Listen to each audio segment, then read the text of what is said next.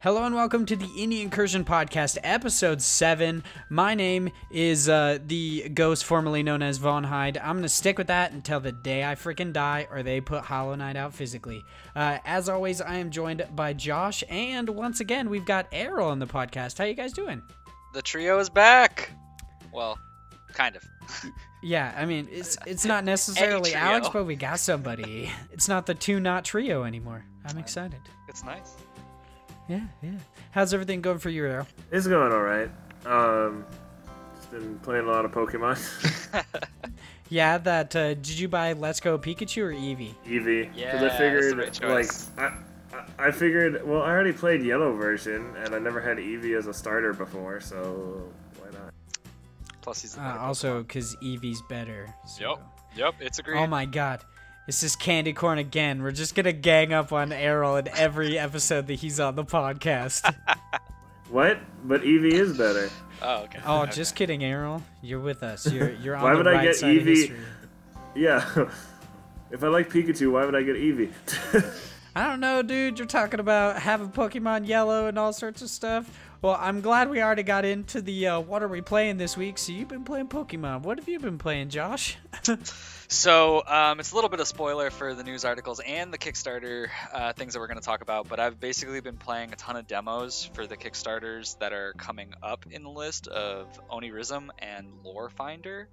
I'll save that for when we get actually into the Kickstarter part. But another piece that I've been playing for most of my time is actually something that's not indie. I've been focusing a ton of time on Fallout 76. And, man, everybody seems to hate this game. Dude, right? I don't That's know. all I see for this game is like hatred, and it's kind of weird. It's crazy. Dude, so, I mean, and don't get me wrong, like in this, I understand a lot of criticism, but there just seems to be this train of hate that everyone just wants to piggyback on for no reason. Like, I get it. It's not Fallout 5. But that's not what they were saying it's going to be. And with the story that they've lined up for this, it makes sense that it's a little bit more empty, so to speak. And I'm so glad that I get the experience of being able to run through and fight some super mutants with my buddies. Like, such a good inclusion to have for this game, and it makes it don't get me wrong, there's problems with it, but it's a lot of fun when you're running through and you're getting to, there's little things, little details. The fact that when you play the radio, it's all playing at the same time for the same person. So when the iconic crazy, whacking and smacking and smacking, or whatever the song is, comes on, all of us start, fucking screaming it. I love it. It's so funny. It's such a good inclusion. The fact that you can go into each other's bases and build, a badass base with just a giant, we had this one area that we took over and we literally just had a giant wall, a big ass wall with just turrets just flooded through it. It was insane. But granted, once again, there's a lot of bugs, there's a lot of things wrong, but it's a lot of little things that just seem to add up. It's things that I think if Bethesda is willing to put in the time and investment like they say they are, could potentially be an amazing game. Granted, at the start right now, it's definitely not. But it's still a good game. It's a decent game, yeah. I've been putting a decent amount of time into it as well. I definitely agree that it has its issues, especially just mechanical issues in general. Every time I log on or off, I lose quests just consistently. It happens every time, and it seems to be a minority of people that have that issue. Yeah. Because my roommate and my best friend, all of us are playing it. They've never had that issue. They're oh, maybe it's a daily quest. It's not. It's a main quest that just disappears every time I get on. It just pisses me off. That's really weird. And the worst, I have a friend, same thing. I've never experienced that, neither have any of us, but there's one person in my group who always plays, and I hear him say the same thing every time he logs in, where he's like, why do I keep having to do this same quest? So, very strange. The worst part about it is when I'm going to do the quest. I'm all right, I'm gonna go do this quest, and then I get kicked from the server, and I don't have that quest anymore. I'm are you fucking kidding me? What the fuck? Yeah, otherwise, other than playing Fallout 76, you know, I didn't play it. I would have played some Hollow Knight on my Switch, because something that's going to come up in the new stuff. I picked up a bundle for Hollow Knight at Best Buy, but it's kind of a whole thing that I'm probably going to save for that section because it really pissed me off, but that'll be a topic for later in the podcast. Did you get a piece of cardboard? I didn't. No, I didn't just get a piece of cardboard instead of a disc. Interesting enough. What'd you say? I was going to bring something up because I have been playing an indie game too, besides Pokemon. Really? You're dedicating some time to other things besides Pokemon? Yeah, there's this game the game I've been playing called Kaiju Big Battle Phyto Fantasy, and it's an RPG that's heavily inspired by like the Final Fantasy games on Super Nintendo, and it's based on this indie wrestling group who basically dress up like kaiju, like, you know, like how they did back in like the 50s with like the old Godzilla movies and stuff, and wrestle, and it's an RPG based around those characters. Interesting enough, we actually talked about this indie game like 3 weeks ago when it was coming out. We had it in the new release schedule, and I was like, that game looks fucking awesome. Yeah, it's pretty good, and I haven't gotten too far into it, but it has a really good sense of humor with the dialogue and certain tropes. Like, for example, you know, like how sometimes in an RPG you have to chase a character around to get a certain item or something? Yeah, I really hate that. So they do that, but instead of it being like the character himself being stupid, it's your party that you find a crocodile, and your party is like, that crocodile is up to something, let's beat him up. And the crocodile's like, hey, just chill, guys. And then like, no, you're up to something, we're gonna beat you up. And then he just moves somewhere else. And he eventually, like, there's an item you need from him, and you get like $5,000 from something, and he hears it, and he's like, it'll be about $5,000.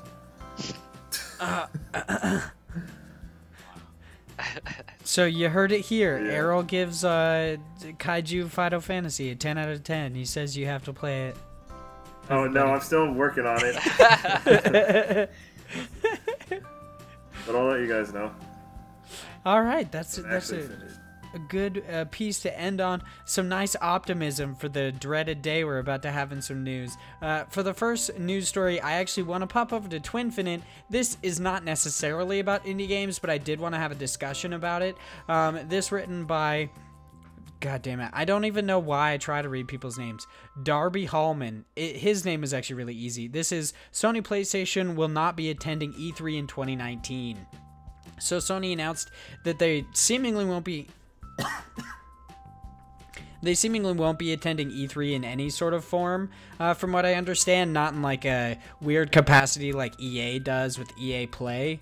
Basically nothing, just not doing E3, which is kind of an interesting subject. And the way it kind of ties into indie games in this podcast is I was listening to Kind of Funny Games Daily the other day, and Andrea brought up the fact that they kind of like, it's possible that they left a bunch of like game developers and such out to dry because they might have been like relying on PlayStation or their E3 to their E3 conference to reveal their games and to talk about their indie games or their smaller games. And I wanted to know how you guys felt about that. Like, I find it, I mean, I hadn't thought about that, but now that I've heard that side of the story, I was like, man, that really sucks for them. And Greg at that time was like talking about the Kind of Funny Games showcase and saying that people were actually reaching out to him being like, hey, if you guys are going to do another one because they just pulled out of E3 as well as canceling PSX, hit us up. We got some shit to say.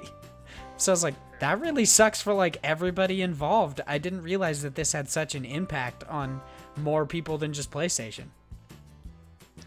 Yeah, I mean, it's really surprising.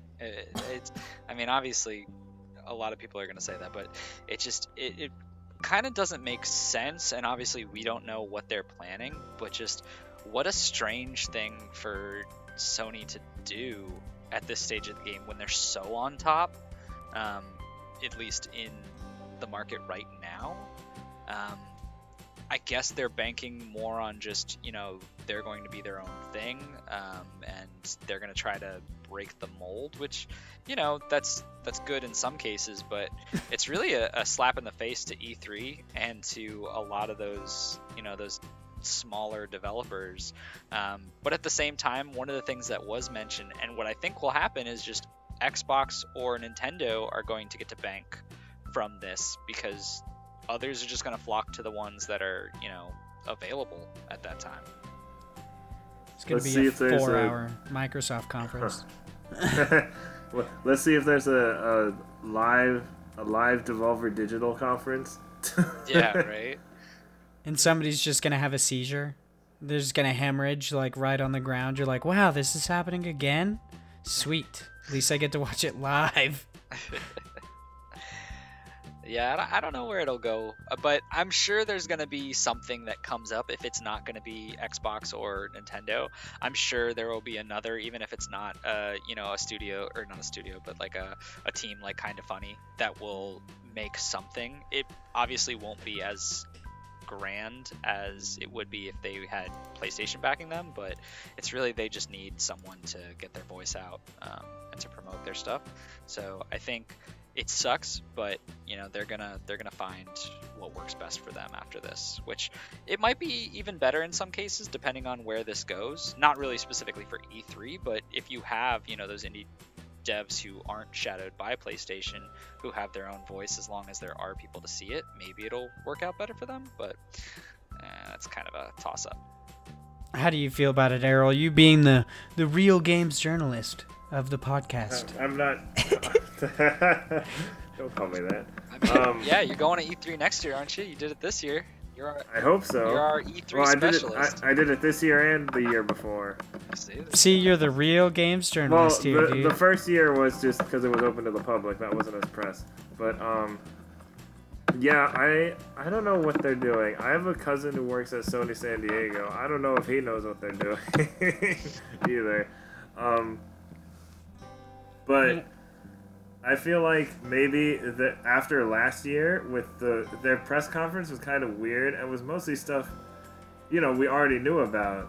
And then I remember the year before their conference, a lot of big announcements were just in the pre-roll, like Undertale for PS4 and some other stuff. And it's like, wait, that's a huge deal. And you're just putting it in this, 30-minute pre-show thing? Yeah, I don't really know where they're going with this in general. I'm excited to see what happens. Some people seem to think it's like a bad idea because they might somehow fade from memory, or just somebody's going to gain a leg up on them. And I'm like, yeah, that's not going to happen, dude. I could see them doing like a PlayStation Direct kind of a thing. Yeah, that's what I was thinking, is like Nintendo's been doing that a lot. Like Nintendo's show for E3 this year was kind of meh, but that's because Nintendo does basically an E3 every month, so to speak, in their own set. So it seems like it'll be something closer to that. Maybe they're trying to go to that model of having just their own thing, but it seems like PlayStation is still trying to do something more of a grand gesture of this is our one show, as opposed to Nintendo's smaller bits of information. I could be wrong, but maybe they will go to something like that model. I sure hope so. At least something comes out of it. I mean, you never know. It seems to be kind of up in the air, a bit of speculation about what they're going to do, and a lot of people think that shortly after E3 they're going to announce a conference similar to PSX, and they're just going to basically announce everything. They're just going to come right out and be like, hey, guess what's happening? This, and this. And a lot of people think they're also going to announce the PlayStation 5. I'm excited to see what happens just in general. I think it's going to be kind of big, just altogether. It's going to be an event for sure. Speaking of PlayStation 4. That's not even necessarily 4. I was just talking about PlayStation 5. But speaking of Sony in general, we actually are going to move over to IGN for our next story. This written by... I don't know why I can't even find the person who wrote this. So, Colin Stevens. Yeah, their byline is so tiny. Okay, a little bit to get into this for a second before I actually read the news story. There's 2 issues I have with IGN's articles. 1, their byline is tiny and sometimes hard to find. And 2, their media player is butthole. They have the worst media player in the history of time. It's so terrible. Like, every time I try to play something on IGN, it's like, cool, you want a buffer for it? 6 years? Good luck. So I end up just kind of getting all of their content actually on YouTube. I just go to their YouTube page. I don't know why they don't just put the embed the YouTube video into their site. Right? You're like, stop with your stupid media player. It's and it's so not just bad. IGN either. Other big sites are like that too. So yeah, they all use their own like proprietary players, and I don't understand it at all. But to get into the actual meat of this article, it's Wasteland 3, Bard's Tale 4 are still coming to PS4 despite Microsoft's INXILE acquisition. So it turns out last week we actually talked about INXILE being purchased by Microsoft, and I called it INXILE like 25 times. Not even a joke. And after I heard somebody else talk about it on a podcast, I was like, oh crap, it's INXILE. That makes so much more sense. So yeah, that's a nice little thing that happened to me. But it seems like not... The fact that Microsoft purchased them outright, it doesn't mean that they're not actually going to be releasing their games on PlayStation 4. They had recently come out and said that both Wasteland 3 and Bard's Tale 4 are coming out on PS4, and they're not going to kind of break a promise. They're not going to take it back. So, yeah, seems like both of them are coming to PS4. I haven't played a whole lot of their games just in general, which is something that came up on last week's podcast. I do have Wasteland 2 Director's Cut on PS4, and the screenshots that I've seen of Wasteland 3 just look really awesome just in general. I'm super excited to see what comes of it. And Bard's Tale, I have the first one on PS2, so yeah, that's my knowledge of the series. Wow, that's something. Yeah, honestly, I don't have much to say on this other than I think it's interesting, and I think it's pretty cool that Xbox is still like, yep, that's fine. It was in the contract. Like, we're not gonna fight it. Like, at least they're still being civil on certain situations like this. But I mean, it's also contract, so I don't know how much they can get away with it regardless. But then again, I know nothing about legal system or acquisition, so they could have very well said no, shut it down. So what do I know? Yeah, when we talked about it last week, they did say that INXILE was going to operate autonomously, and that's something that I brought up. So I don't know, maybe like I obviously these 2 games are coming to PlayStation, but I don't know if that means that absolutely none of INXILE's new titles after these 2 are going to come to PS4, or I don't know. It'll be interesting to see what happens. How do you feel about it, Errol? No idea. That sums it up. All right. Got a good old no idea. You're like, it's a thing. Yeah, it happened. Yeah. That's cool. Yeah, that's kind of my take on it. Do you think they're gonna like bring their games to PlayStation 4 after these 2 games, or do you just think it's kind of like it's not gonna happen? They're now gonna be first party titles for Microsoft. Microsoft does need exclusives. It does for the coming year, so or not coming year, just they in really general, do. but all time, I guess. So I keep telling them, hey, you gotta bring back Blinks the Time Sweeper. That's the moneymaker right there. Yeah, it's just millions down. It's gonna be like GTA 5 for Rockstar. You're just and yet gonna they still sell haven't so done many copies. A lot of people actually think, which is kind of weird, when the topic of INXILE and Obsidian got purchased by Microsoft, some people were like, oh yeah, INXILE makes these really deep RPGs.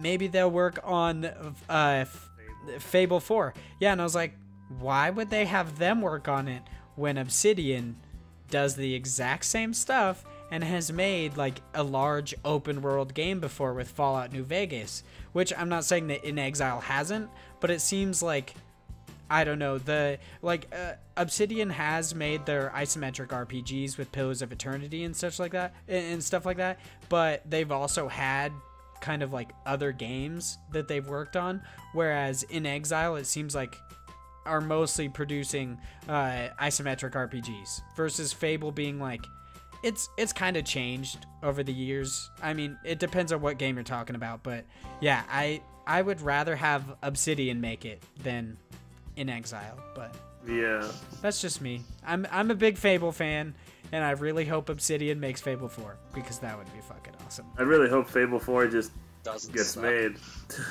Just in general. Yeah, you're like, Yeah. hey, remember Fable Legends? Nope, nobody does, because it was canceled along with Scalebound. Yeah, everything after Fable 1 sucked anyway, so just bring it back to I'm its gonna roots. punch Whoa, you. whoa, I'm whoa, gonna whoa, punch whoa, you whoa. right in your dick, Yeah, Josh. I You're- Whoa. we're I getting. hated 2 and 3. Okay, Okay, I'm not I can gonna say understand amazing 3, thing. Yeah, but I'm not gonna argue 2 3 either. 2's great. I started with 3, and I liked 3, and I went back, and I liked all of them. So You're great. I would not have kept up if I started with 3. I started with Fable and then went to the Lost Chapters, then went to 2, then went to 3. I was like, man, didn't like 3 as much as I liked the other 2. And then the Journey came out and I was like, can I just punch myself instead? Is that an That's option? what I'm saying. It's just been a downhill trend. Yeah, it makes sense. Makes sense. Speaking of kind of punching yourselves in no certain way, time to move on to our next story. This is on Rock Paper Shotgun. This written by Elise O'Connor. It is Slay the Spire adds 4th and final act. Now, I know little to nothing about this game. At least one of us on the podcast actually knows something about it. But it seems like I'm assuming it's an early access. It's a deck building dungeon crawler, which is an odd. I know. I don't know how people choose genres anymore. It sounds don't really understand. weird, but it works so well. It's If you haven't noticed, Josh is the one who's played it. They've announced that they are putting the 4th and final act in this week's early access update. How do you feel about this, just in general? I know you're a fan of Slay the Spire. You were playing a little bit before the podcast. Are you just so excited to get back into it? So, Slay the Spire is a great example of what an early access game should be. So these developers have been working constantly. Like every week there's new updates, there's new cards. They do patching. They have a whole beta branch where they have other people who are helping out even in the early access, which is still kind of like a weird subset. But they put so much care and thought into all the stuff that's happening. And they have such a good community as far as trying to keep interest with like things like daily runs, making the levels constantly expanding, like this new last act. And they did it in a really interesting way, because the way this game works is there's 3 acts, and every time you play the game, you start out, you basically have 3 characters to choose from, and you start out with a basic deck. And as you're going through the game, you will either fight people, find a shop, find an event space, and you continue through the spire. So you go upwards until you get to the highest platform. Now, on the way there, you get different cards and different relics, they call them, to change your build.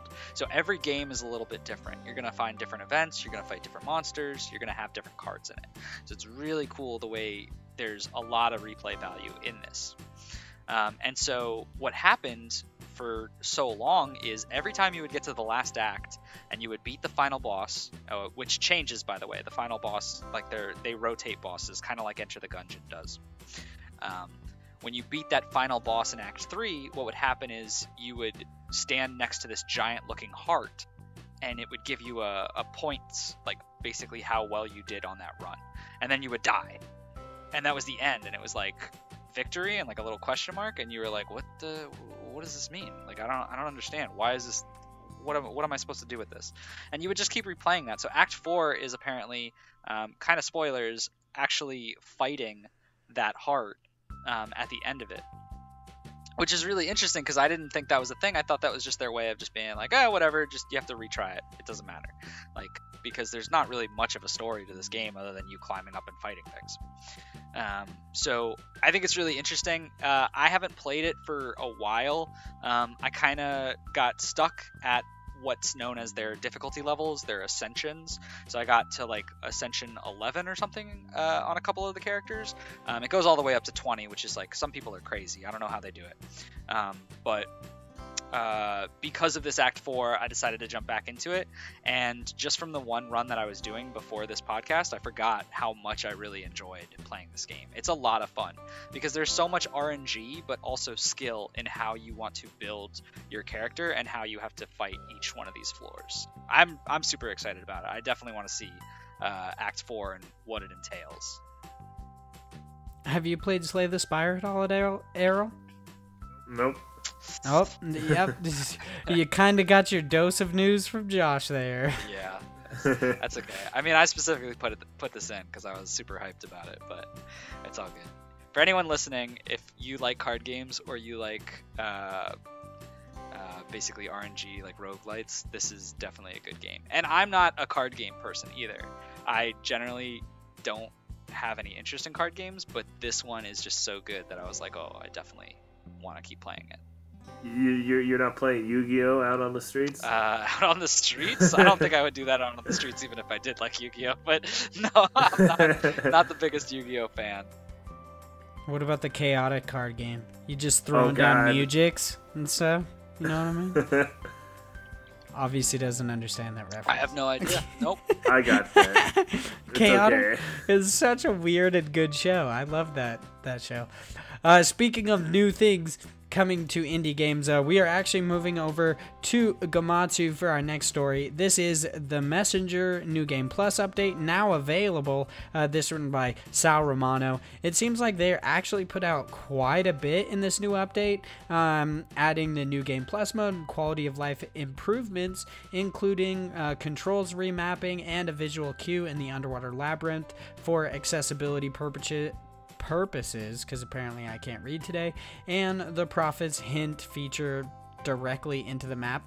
I'm gonna be honest, I don't know what all that means. I want to try the Messenger because I love its art style and I think it looks amazing. Plus, I've heard there's like some crazy twists and turns in the game, and the fact that it's nominated for several like different Game of the Year awards kind of makes me need to play it. The soundtrack is so good. Yeah, I love the music in it.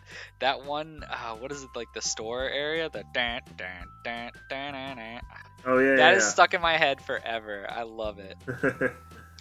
That's the second game that you've second song you've serenaded us with today, Josh. I'm very happy. That's my I really thing, like man. that. Something that I found interesting about this article is kind of weird. It has like a second tagline where it says more news set for Kind of Funny Game Showcase. So it seems like a lot of people are actually talking about Kind of Funny's like game showcase coming pretty soon. I'm very excited to see what happens. It seems like there's some more big news impending for the Messenger, possibly at the KF Game Showcase. I'm excited to see what happens. Are you guys gonna hop back into the Messenger to play the New Game Plus? Go ahead. I don't know if I'm gonna replay the whole thing, but I'll check out the other, like the controller remapping and stuff. I might check out all the additional stuff, just because. I think I'm gonna pop in there just for the jukebox feature that they added. Yeah, I want to see what that is. I'll probably pick it back up.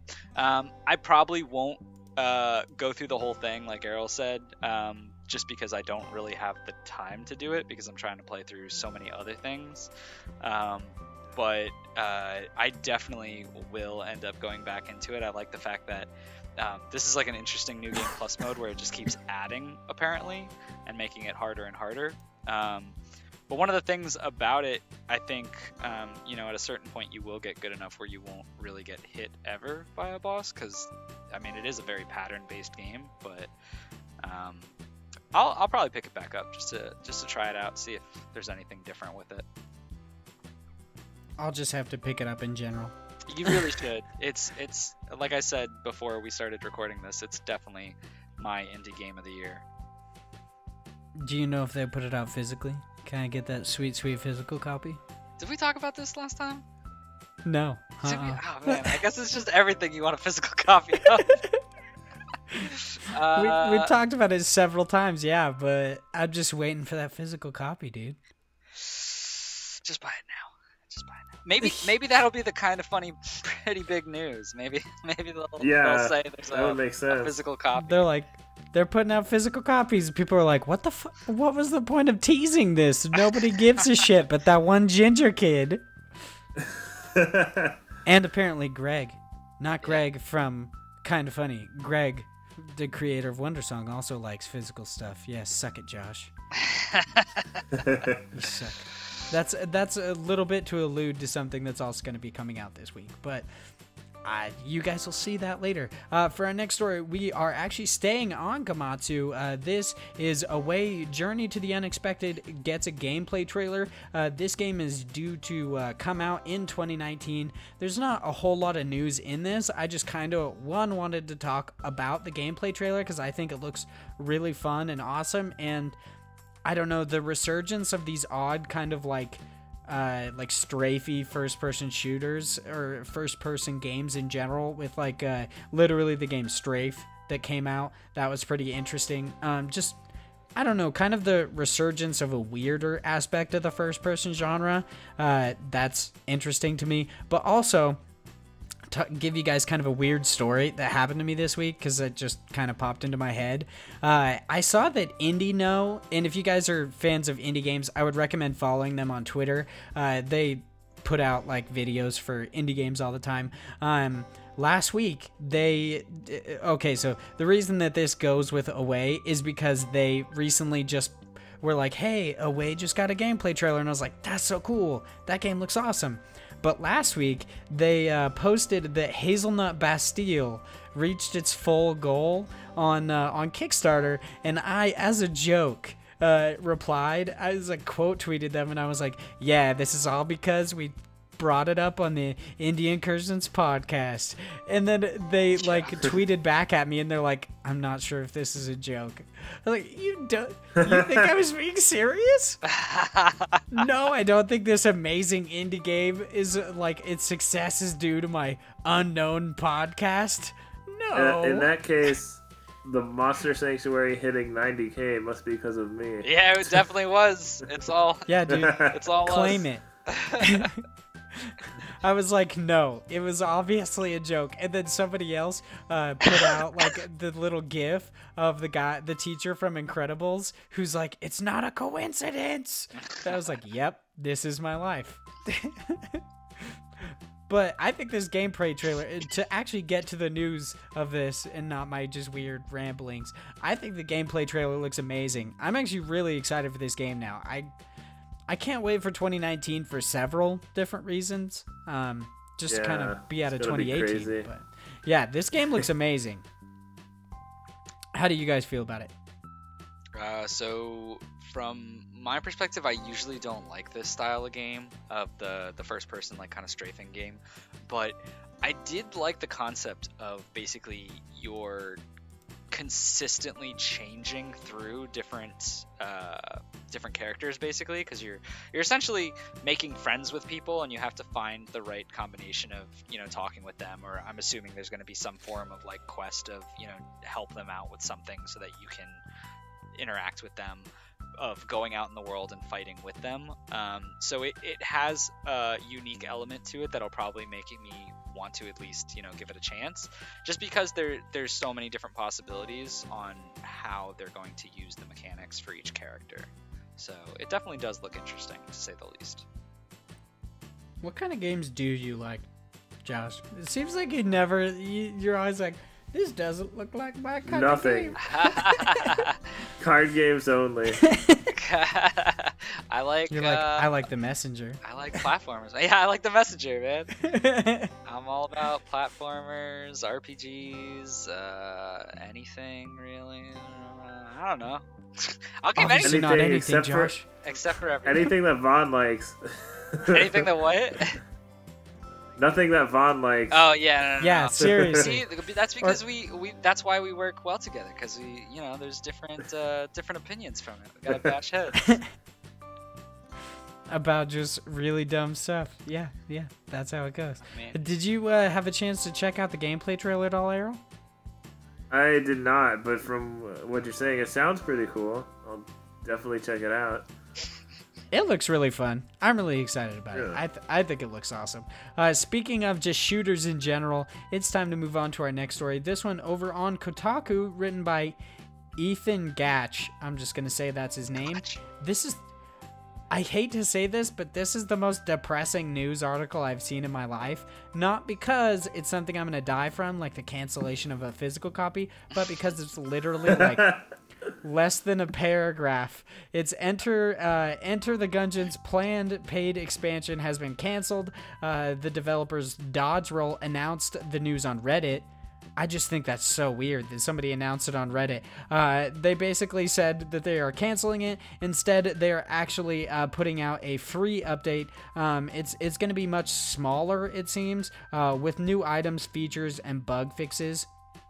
I actually really like Enter the Gungeon, and it's super weird, like art style and just charisma in general, like bullets with creepy smiley faces and shit. I don't know why I like that so much, but I also just, I find it, I don't use Reddit at all, which is just an odd thing nowadays. Yeah, right? It's really weird to not ever go on Reddit, but to think that Reddit is such a thing that game developers announce the cancellation of a large portion of their game on that platform just blows my mind. I'm like, what the fuck? When? How did that even happen? I can't believe you don't use Reddit. That's so weird. I don't either. What? Yeah, it's you the guys thing are that's gonna blowing my ruin our mind friendship. right now. How do you not? What do you do? What do you do when you take a poop? I just look at Twitter. Foolish. Yeah. Like a normal person. That's prime Reddit time. All right, you guys are doing it wrong. I make casual jokes to indie game Twitters, and they think I'm being serious. That's what I do. It's a hard not life, Josh. Foolish. It's a hard not life. Anyway, but about the actual news story? to Enter the Gungeon. Enter the Gungeon is one game that I liked. There's games. Holy shit. Actually, like, Is this a lot of expansions getting canceled recently? Yeah, you had all the Final Fantasy expansions getting canceled, and then they're just like, hey, why not add insult to injury? Let's announce on Reddit that we're canceling our expansion as well. I mean, if you read it though, or not read it, but well, I guess read it. if you read the article or the post from them, I kind of get what they were talking about, because one of the things they were saying is like they've been doing this for so many years, like for Enter the Gungeon coming out and working on it, and the people who are working on it kind of just want a fresh, clean slate, which I get after so much time of spending in the same game. They said from what they wanted to do or to achieve, they'd have to build it from the ground up, sort of. So it is depressing, because Enter the Gungeon is a good game, and it would be interesting to see what would be expanded onto it. But that being said, the same team can use that knowledge and create something amazing, whatever that looks like. So I think it does suck for the time being, but what could come of it is, potentially something even better. Well said. I like how seemingly there's a lot more to this story than just what's in this article, but there's nothing there. It's like, oh yeah, explained that they'd been working on the game for 5 years now and needed to move on. Thank you for that one sentence summary. I'm so glad that happened. I mean, but it's all in the Reddit. No judgment here. Yeah, I guess I should have just read the Reddit post instead of reading the article. Have you played Enter the Gungeon at all, Arrow? I've always heard it's a really good game, and people are like, you should play it, and I haven't played it yet. You should play it. One of the characters has a dog in it, so it's kind of a monster tamer. Does that make it better? It is not a monster. Anything. I mean, I could have played it without that. Yeah, but now you gotta. But that just, it sweetened the pot. You're like, man, more monster tamers. Man, I gotta get on there. Yeah, and then you're gonna go play it. You're like, oh shit, I was sold wrong. This is a bullet hell shooter that's gonna make me hate myself. Yeah, that game is hard. It is no joke. It's soul crushing. If we're being real, that game kills me. I love it so much, and its whimsical art style totally throws you off because you're like, oh yeah, this is cutesy, it's fun, and then you die a million times by a Shrek'd bird, like that just has this awesome Gatling gun. You're like, cool, or a gigantic bullet. You're like, okay, I'll just give up now. I'm not ready. And it only gets harder. Yeah, right. That's like the first level or two. Yeah, those are the first world bosses. So yeah, I'm so bad at video games, Josh. I'm so bad. One of my favorite things about Enter the Gungeon, though, is that you can flip tables over and hide behind them. I don't know why I found that so awesome. I was like, that's the coolest thing ever. Yeah, I rarely use it. And you could just like, oh, you're cool, Josh. You're cool. I rarely ever get shot. No big deal. No, I I'm didn't just say the master that. of video games. I have the world record for the game. Oh, no, Yeah, right? If we're being serious, I still have not beaten it. I've gotten to like the last world, but I can't beat that fucking boss. Noob. Get I good. guess so. Damn. I got told. Yeah, right, dude. I just totally got you right there. It's so good. Just speaking of new stuff in general, I think it's about time for us to actually move on to our next segment in the podcast. Normally this would be new dates, but if we're being honest, this is kind of just where we're throwing stuff that we may or may not talk about for like an hour, so why not? This is the new stuff segment. We've got a couple things to go over real quick. We've got Splosion Man is actually coming to the Nintendo Switch on November 22nd. Blazing Chrome is coming to PS4, Switch, and PC in early 2019. The biggest thing about that is that it's coming to Switch, which is really exciting. We've also got... Cool. Yeah, right? I was never a fan of Contra, just in general, but it looks awesome. Yeah. I'm super excited for Blazing Chrome. I played it at GDC, and it was pretty fun. Oh, Mr. And I'm not a big Contra fan either. Yeah, birds of a feather here, dude. It's probably just because I'm really bad at games, honestly. No, I think it looks super cool. I can't wait for this to come out. For more new stuff, we've got Dragon Marked for Death, pushed back to January. Pushed back. What am I? I don't know what I'm talking about. Yeah, pushed back to January 31st, 2019. It's being put out to die. That's like right after Kingdom Hearts 3, right before the February of death. Oh man, I didn't even think about that. Yeah, I was super excited. Because this game looks really cool, but Kingdom Hearts is definitely going to be where I'm at, not this. There's so many games nowadays that are just being put out to die in bad release slots. It's just too many games. It's just kind of depressing. There's too many games. That's true. I don't know how people have time for all this. They don't. Yeah. It's intense. That's why indie games are pretty much unknown. That's why we have a podcast about them. For more new stuff, it turns out actually, this is something I did want to talk about. There's a cute Hollow Knight plush and game bundle that's now available for Switch. It's actually exclusive to Best Buy. I found out about it because I just follow Team Cherry on Twitter, and they tweeted about it. I was super stoked because they actually partnered with Fangamer, and Fangamer has a plush for Hollow Knight that I have been wanting forever, but it was $35. And I was like, I don't know if I can justify spending like easily around $50, including shipping, on a plush. And then I was like, oh, dude, same plush. I could get it and get the game. It was $35. It gives you the game and the plush. Here's the thing I wanted to talk about with a little rant about Best Buy, because they just kind of eat my ass. So I go into Best Buy and I want to buy this plush and everything, and I was like, hey, this is what I'm looking for, and it took like 20 to 30 minutes for them to actually find what I was looking for, because they were like, oh, it was in the back, and apparently they only had one and it was like tucked away. It's like, what the hell? This is like a Best Buy exclusive thing. And then once I got it, it turns out that like the digital copy is not in the case of what you'd get. It is printed on your receipt. So it's like, okay, cool. Yeah, right? That's it's annoying. dangerous. Yeah. So I read that and I was like, okay, I need to make sure I get a receipt. So I specifically had them print me out a receipt, and I didn't see the code on there, but I was like, oh, maybe it's one of these like 16-digit numbers on here. I don't know. I'll get home and check it out. And I get home and I click on the post on Twitter and see that like several people actually had the exact same issue that I did, which is they did not get a game code. And I was like, God damn it.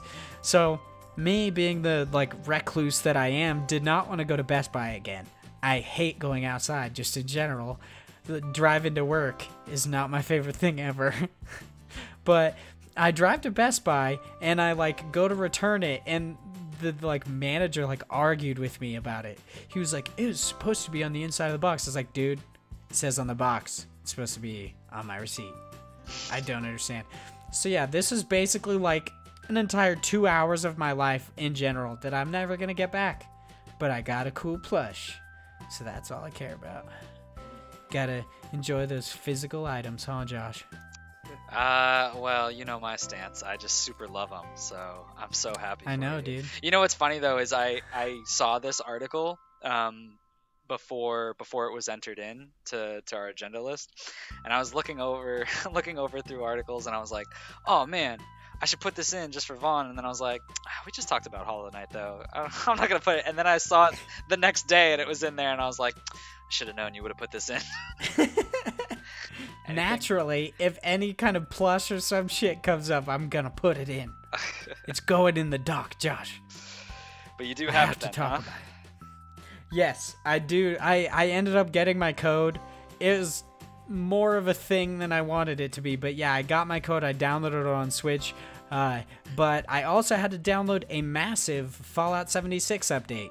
So my internet was definitely it was pulled quite thin. So I'll be surprised if I get over to my Switch today and Hollow Knight's downloaded. It'll be interesting. But for more new stuff, Frostpunk, and this is actually the last thing since I wanted to go on a rant about Hollow Knight plushes, we've got Frostpunk is getting an endless mode, which seems kind of interesting. I'm not really a fan of like city builders in general, but Frostpunk getting an endless mode, that's cool. I've heard it's really good. People really like it.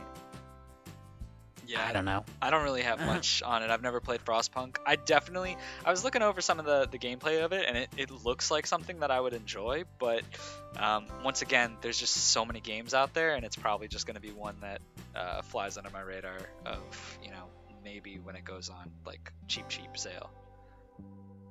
Cheap sale? Cheap. Not even one cheap. You gotta have the two cheaps in there. It's gotta be real cheap. It's gotta be that double discounted. Yeah.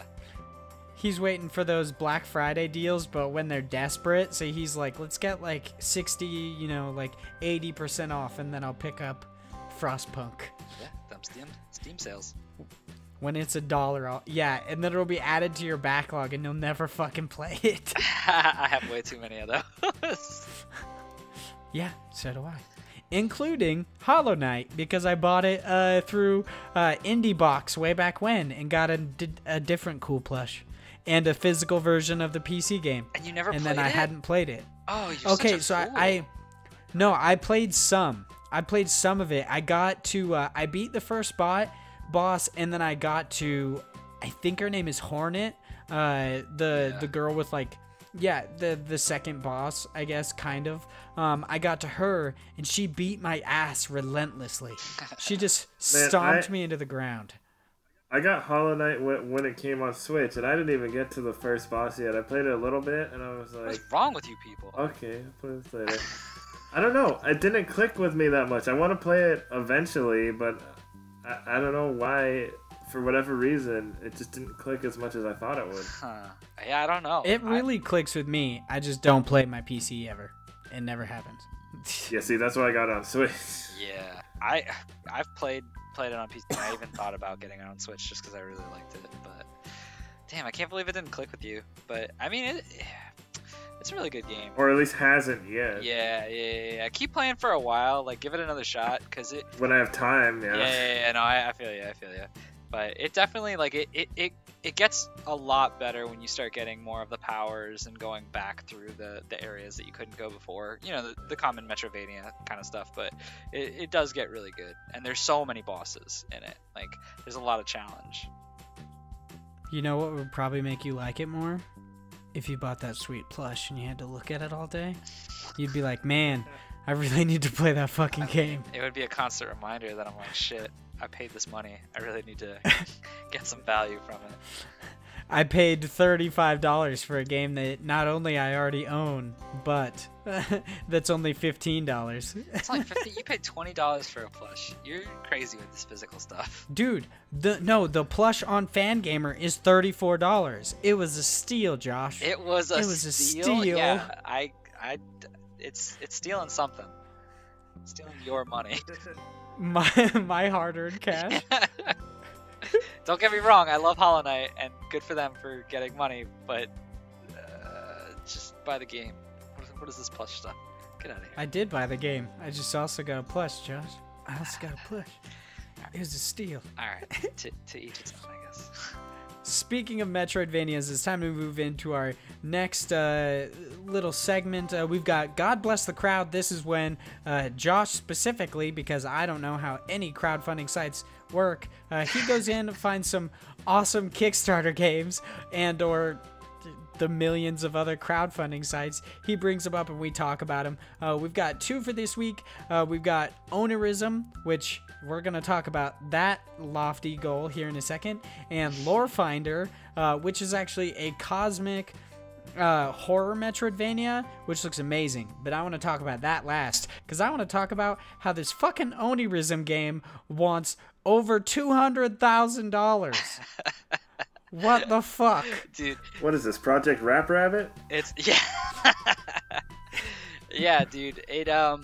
I didn't notice it at first either. So I found these games, and both of them I was like, they both look interesting. They both have demos. I'll try them out.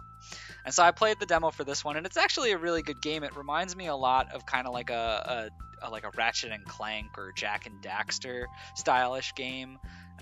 You basically have you're this little girl who has an umbrella, but you also have like all these different guns that you could shoot. You're in this weird like mythical area. This story doesn't really matter at this point for the Sounds demo. really safe. Yeah, it is super safe. But anyway, so it was a really good, like, you know, a start. I was like, oh, this seems like it could be something that will take off and be great, blah blah. And I didn't really think about it until I was looking back to see, like, oh, I wonder where it is in funding after the couple of days that I put it up. And I was like, oh my god, I didn't even know, because I was like, man, there's like no money getting funded to this. But I mean, they already have like $7,000 almost, but their goal is $244,000. So like, yeah, I don't know how that's gonna happen. I mean, yeah, it's a lofty goal there. I don't know. They have some high up pledges, as most do. So let's see, the highest one here is $5,000 that you could put in, or yeah, it looks like in US it ends up coming to $5,689. So maybe they'll have a couple of those. And oh, get but they've up there. got 10 out of 10 left, dude. Yeah, they're really waiting for people to get it. It's a shame too, because it looks pretty cool, and it looks like, from the way they're talking about it, of like, if you watch the demo, they've had like seasonal events already, because I guess they have like a community going. I haven't heard about it until this, but it looks like an interesting game that I would love to have actually start and to get, but I don't think that they're gonna get anywhere with this giant goal. Yeah, you gotta wonder what they're gonna spend all that money on. That's a lot of money. It's an interesting game. I was like reading through the little bit they say about the game, which is an action adventure game inspired by classics of the genre. Follow Carol in her adventure through Kriria, something like that, to find her stolen plushie, and I was like, man, she loves plushies as much as I do. It's a game about you. Yeah, it's, my imagination with plushies and such. And then I was like, man, $244 fucking $1,000. Yeah, I don't see this ever happening. Good luck. That's about as much as I have to say about that. But for less lofty goals, Lore Finder, yeah, the cosmic horror Metroidvania, not only does it look fucking amazing, it only wants $10,000, and it's already got 8,000 of those 10,000. So I'm definitely sure that it's going to reach its goal because it looks fantastic. Granted, this is a much different style game that does not need as much money to get backed into it.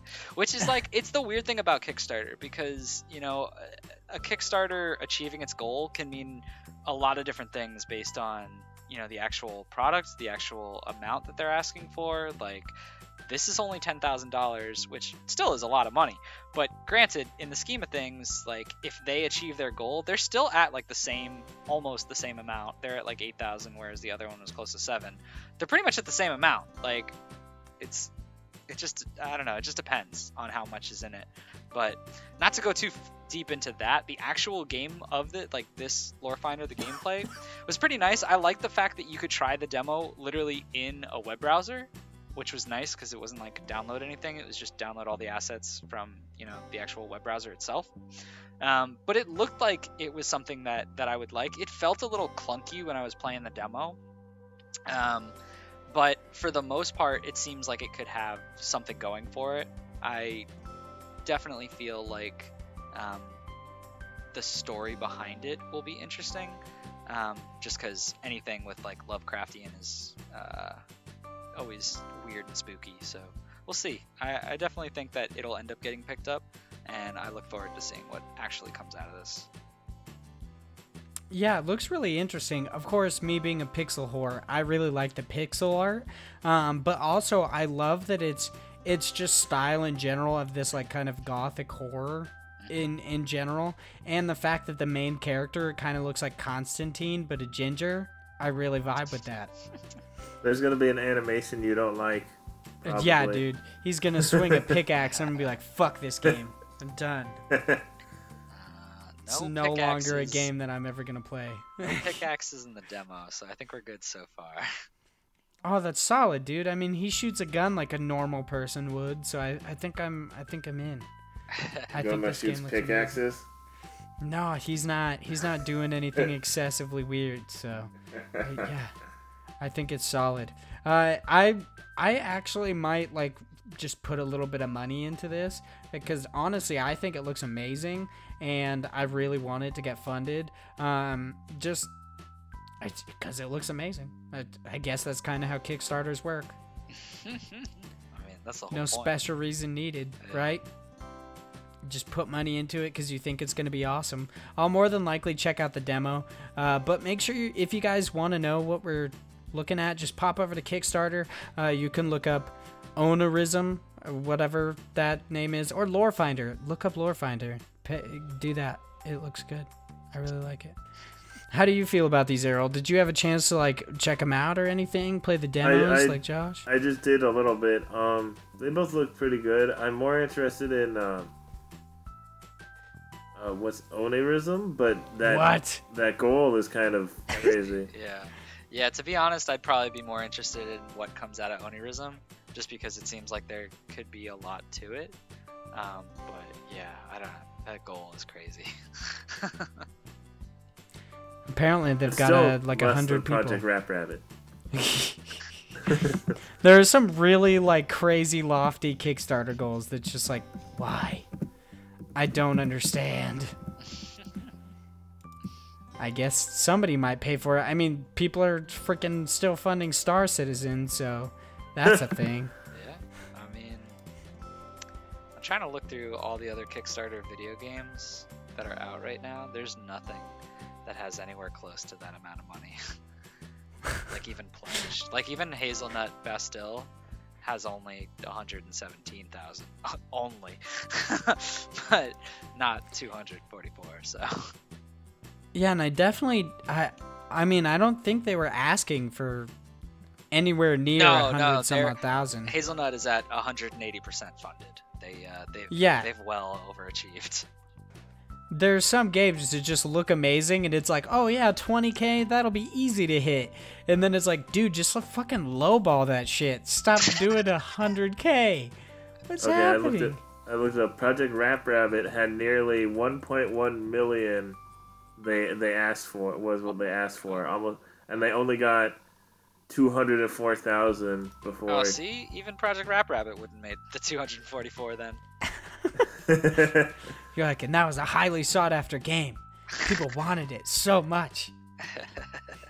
You gotta wonder with Kickstarter games, like, if seeing the goal that they're shooting for, it actually affects whether or not you put money into it. Because if it's just something like, oh, that's like the 244,000, I would assume that would naturally keep people from wanting to put any money into it. I mean, yes and no. Like, it makes you feel like, oh, I don't think they're gonna make it, but there's literally nothing negative about putting money in, because it won't charge you until they actually get that goal.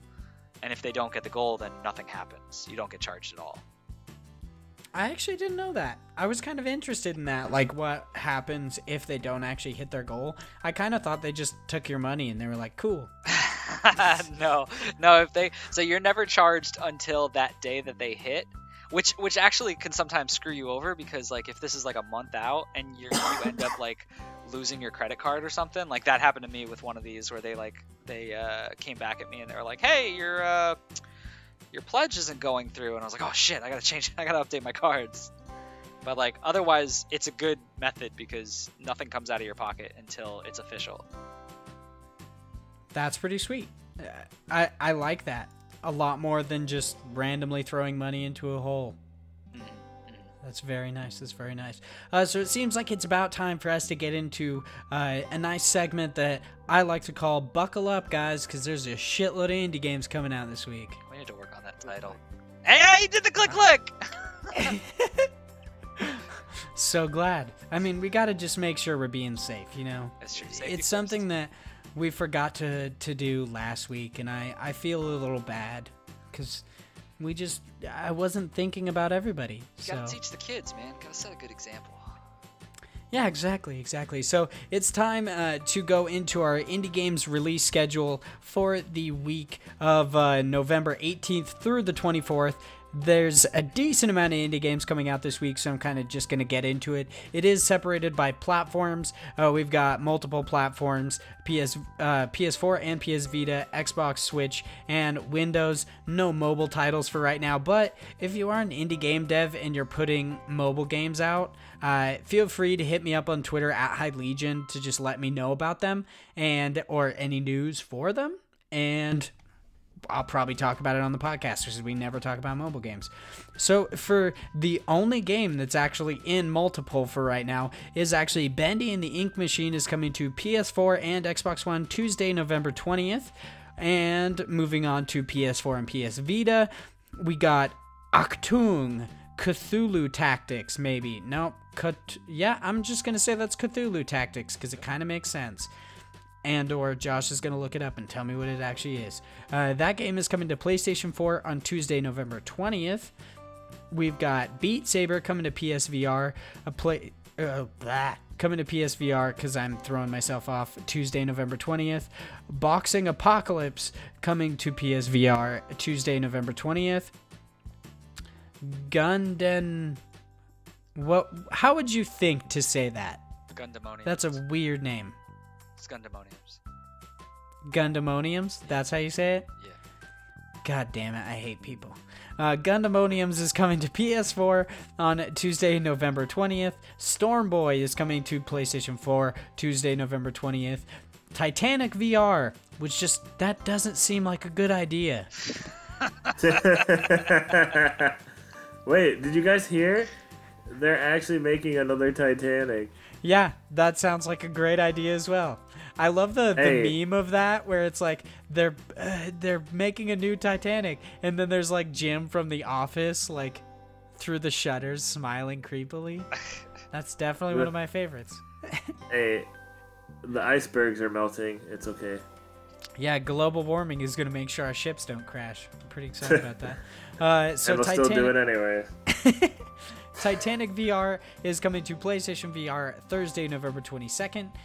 Now time to move on to Xbox. We got Eternal coming to Xbox One Wednesday, November 21st. SteamWorld Dig 2 coming to Xbox One Wednesday, November 21st. I Am the Hero, which is coming to Xbox One Thursday, November 22nd. World of One coming to Xbox One Thursday, November 22nd.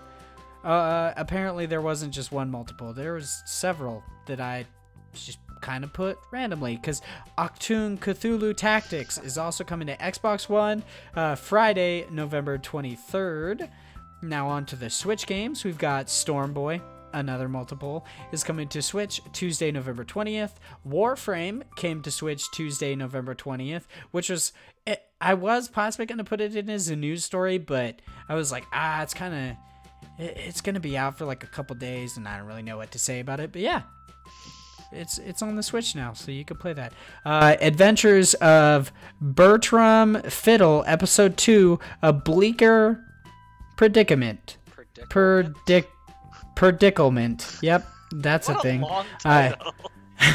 Seriously, it's like a paragraph. It's crazy. That is coming to Nintendo Switch Thursday, November 22nd. Battery Jam, which actually looks pretty cool, is coming to Switch Thursday, November 22nd. Gem Crash is coming to Switch Thursday, November 22nd. Miss Splosion Band comes to Switch Thursday, November 22nd. Nidhogg 2 comes to Switch Thursday, November 22nd. Dude, everything. That's a fun one. Everything is on the fucking Switch on Thursday. Jesus. Yeah. Nidhogg 2 is really fun. Yeah, that's what we talked about last week, is that it looks pretty awesome. Party Hard, one game that I've tried and thought was really awesome, is coming to Switch Thursday, November 22nd. Please Don't Touch Anything comes to Switch Thursday, November 22nd. That's what a interesting. title. Yeah. Steamberg is coming to Switch Thursday, November 22nd. Waku Waku Sweets is coming to Switch Thursday, November 22nd. Zeus Quest Remastered is coming to Switch Thursday, November 22nd. Now on to the Windows PC games. We've got Long Arm of the Law coming to PC Monday, November 19th. Warp Zone Drifter coming to PC Monday, November 19th. Evidence of Life coming to PC Monday, November 19th. Over Dungeon coming to PC Tuesday, November 20th. Quiet as a Stone coming to PC Tuesday, November 20th. Storm Boy is also coming to PC on Tuesday, November 20th. Cult of the Glitch King is coming to PC Tuesday, November 20th. Reynard, I'm going to go with Reynard, is coming to PC Wednesday, November 21st. Neon Code is coming to PC Thursday, November 22nd. Power Cut I think Inc. I saw something about that. For Neon Code? I think it was... Isn't Neon Code a free game? I think this is the one I'm thinking of. It's like a cyberpunk themed game. And it's free, I believe. It's a 1 hour long cyberpunk retro wave adventure game. Yeah. Is it free though, Josh? That's what I need to know. Is it free? It says available November 22nd. I don't see anything about free. Give me a second. I'll take a look while you're doing the other names. Here we go. Neon Code on itch.io. It says a free cyberpunk adventure game. Oh, see, there you go. There you go. That's exciting. We've got Power Cut Inc. coming to PC Thursday, November 22nd. Woodpunk coming to PC Thursday, November 22nd. Aeternitis is what I'm going to say, is coming to PC Friday, November 23rd. We've got Equinox coming to PC Friday. Fucking is shit. back! I did it again. God damn it. It's coming Friday, November 23rd. You have 10 seconds. 3. That seems a little odd. Is coming to PC Friday, November 23rd. And Das Güterschniff. It's something. Sniff. It's a fucking name. It's the name of an indie game. It's coming to PC Saturday, November 24th. That is the last game that I have on the list of upcoming indie games. Of course, this is not a complete list of indie games. There are, of course, like probably a lot more coming, but this is a bunch, and I don't think I could really handle reading any more on this list. So, yeah. Other than some mobile titles, hit me up. You want your mobile title on here? I could do that. But now we like to basically just pick out a game or so that we want to talk about, and if we're excited about it coming to consoles and or just playing it in general. I'm actually excited about Woodpunk. I think it looks really interesting. It looks a lot like a Nuclear Throne, but instead it's like a weird lumberjack-esque game. It looks really odd, but I think I'm excited for it. I think it'll be a lot of fun to play. What ones are you guys taking a look at? You thinking of getting? I bet Stormboy, right? Or Titanic VR. You really want to see what it's like to sink? VR. I've always had a just this yearning of drowning, and a boat crashing. So it's really what I'm gonna look for. I think it'll be. I really hope it's not even the game. It's just like the movie Titanic, but in VR. And they're just like they're advertising it as a game, but they're like, "Ha, fucking duped you, idiot." Bust. No, I am interested in the one where you were like, what the hell is his name? The You Have 10 Seconds 3. Of course. Yeah. So You Have 10 Seconds is basically like, I think it started out as a Flash game, or at least it definitely just looks like one. It's basically you play a ton of just different levels. In this one, it's over 250 new levels. And the whole point of the game is you have 10 seconds to basically go from one area to the next. And so there's a lot of things you have to do where it's like there'll be spikes that you have to go over. There's different like trajectories where in certain areas you'll be propelled with different gravity. There's just different like keys that you have to get to unlock a certain area to get to one part, and it's just basically a time trial of having 10 seconds to get it all figured out and done. So it's just a lot of fun of trying to figure out the puzzle to it, and also being good platform wise to make it through. It looks really cool.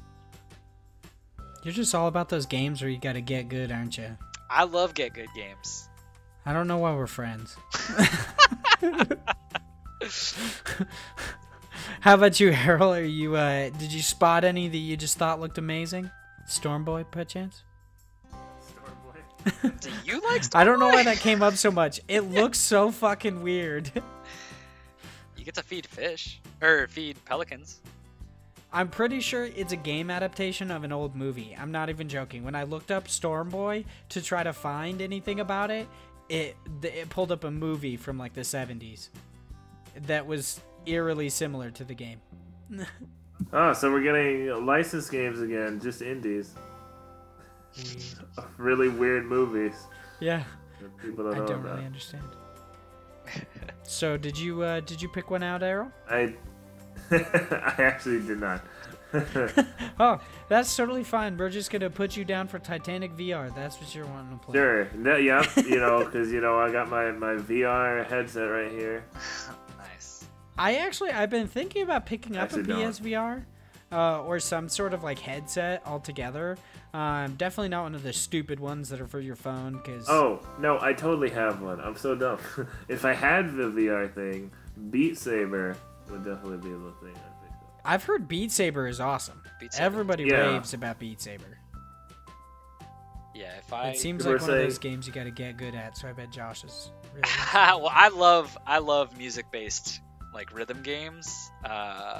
Big like DDR ITG freak from back in the day. So I love music-based games. I think Beat Saber. Did you get? Huh? Did you get Taiko? No, I didn't get Taiko, but it looks really cool. How dare you? I mean, I didn't either, but how dare you? Does it have motion controls? I've Yeah. been wondering about that. Yeah, I think it does. I think. Taiko on the Switch? Yeah. I'm pretty sure you can use the Joy-Cons to play. I would Yeah. assume so. I just haven't. you can. It's a definite. Okay, cool. Yeah. I have Taiko on PS2, but I don't have it on the Switch. How does it I play don't on actually. the PS2? Is it just like button based? That's what I was gonna say. I'm fairly certain it had a specific peripheral that you had to have for it. I don't have that. I just have the game because I like the cover art.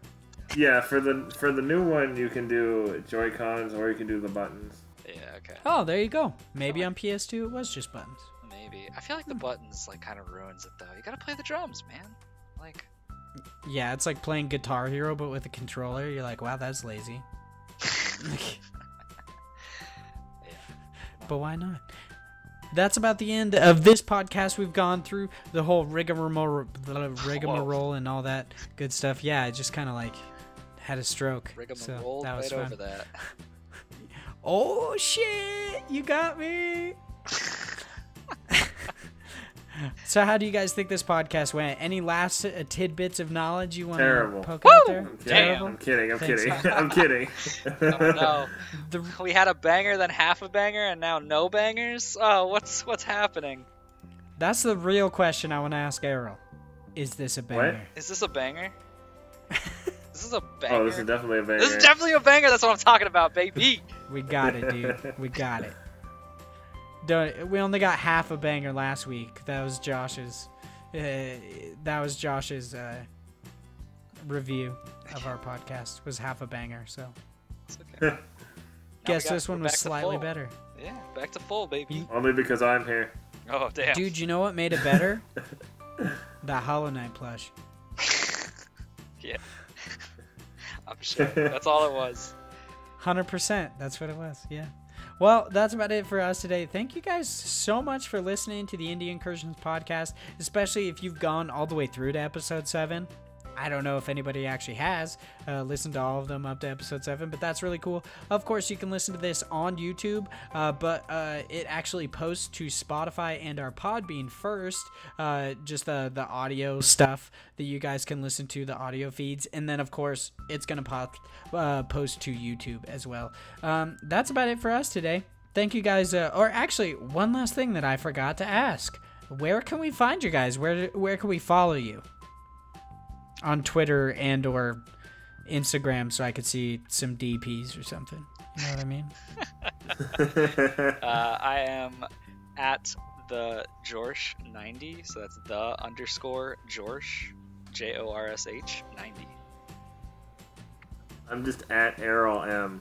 That's a pretty. And I am at Hyde Legion. Yeah, Arrow made his really easy. See, I used to You just have have to know how to spell my name first. Yeah, at egg roll. That's true. There's got to be boy. somebody who types in egg roll. I know there's gonna be one. And I'm of course at High Legion. I actually, before, I had a Twitter account that was at Von Hyde, and then I was like, I don't like that because I made a really stupid joke. And I was like, I don't want to use that one. So I just made a new Oh crap, Twitter guys! account. We forgot something we have to do. What do we have to do? Do we Laser unbuckle? League. Okay, now I said it. Oh, We have to just- get that Laser League shout out. I just had to say it. That's fair. I mean, somebody's gotta do it. sometimes you just have advertising opportunities you got to jump for. Is that Laser League? So Oh, man. that's what happens. So that's about it for this episode of the Indie Incursion podcast. Thank you guys so much for listening, and I hope you guys have a great day.